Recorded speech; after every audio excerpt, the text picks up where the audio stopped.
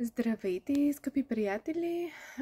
Казвам се Виктория Симеонова и съм родови терапевт за тези от вас, които не ме познават и за първи път ме виждат.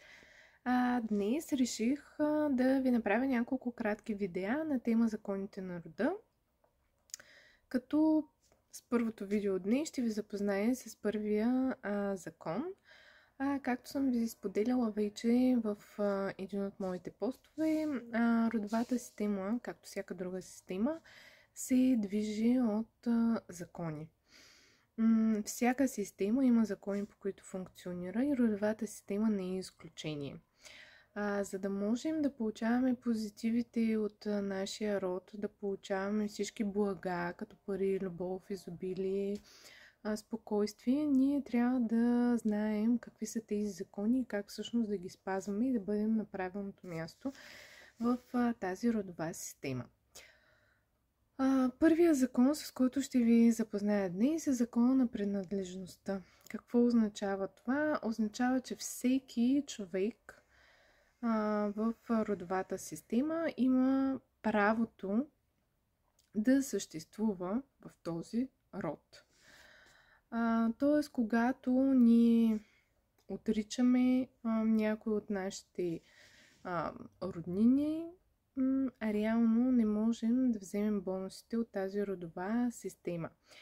Често когато има човек, който е отречен, отлъчен от рода, трябва да застане друг човек на неговото място. Обикновено, когато вие отричате някой, когато го осъждате, когато го отлъчвате от рода, вие заставате на неговото място и започвате да живеете неговия живот. Това е принципа, защото в системата празно няма.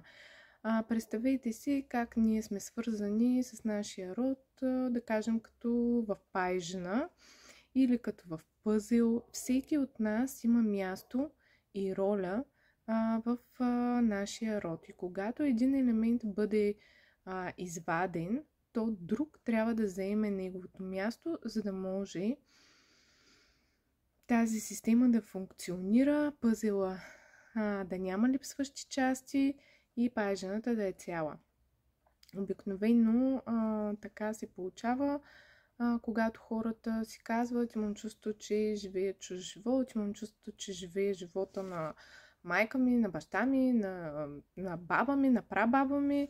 Нали, често съм чувала такива коментари, когато хората не се чувстват на своето място и реално имат усещането, че не живеят собствения си живот.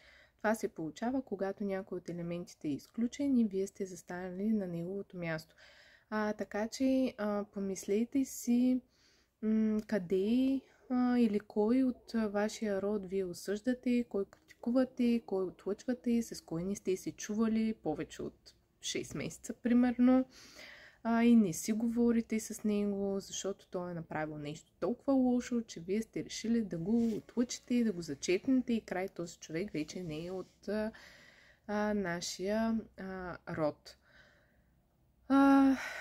Много е важно наистина да приемем, че всеки от нас има правото да съществува в нашия род. Той има определена роля, определено място и ние нямаме правото да оспорваме това. Също така е важно в системата да не даваме съвети на нашите родители, на нашия партньор, защото така ние също се изместваме от нашето правилно място в рода.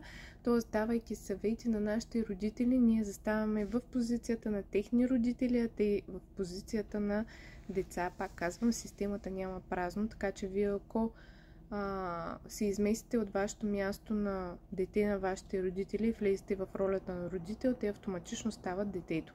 И това не е правилна подредба. Т.е. тук има няколко закона, дори нарушени. Не го правете.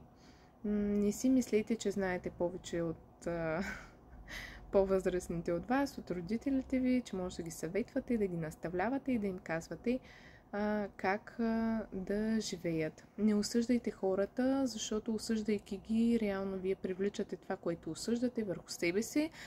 Ще го видите или в себе си, или в детето си, защото тези качества, които ние осъждаме, те се проявяват в най-слабия елемент в системата, които обикновено са децата.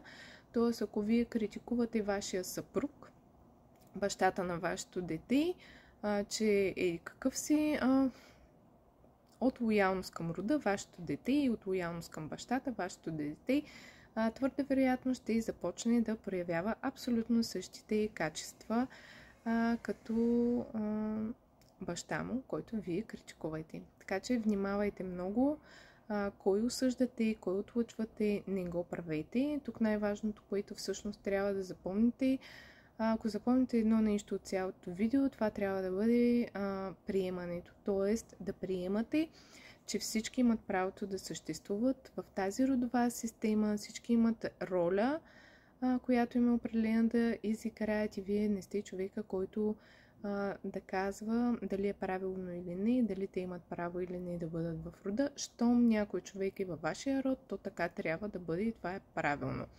Независимо какво е направил, независимо дали на вас ви харесва или не. Тоест, приемане и благодарност. Защото каквото и да е направил този човек, който вие се опитвате да отлъчите, си замислите, че това е било най-доброто, което той може да направи в дадената ситуация, с ресурсите, които той има, с знанията, които има и при така стеклите си обстоятелства. Така че приемане на всички от рода с благодарност, за да може вие да живеете вашия живот, да сте на вашето място и да бъдете спокойни и да се чувствате добре. Очаквайте следващото видео със следващия закон. Ако имате някакви въпроси или осъзнавания, може да пишете под видеото, ще коментирам на всеки и помислете доста добре кой във вашия род вие осъждате, кой отлъчвате, дали има такива хора и така мислено приемайте всички. Пожелавам ви един чудесен и усмихнат ден. До скоро!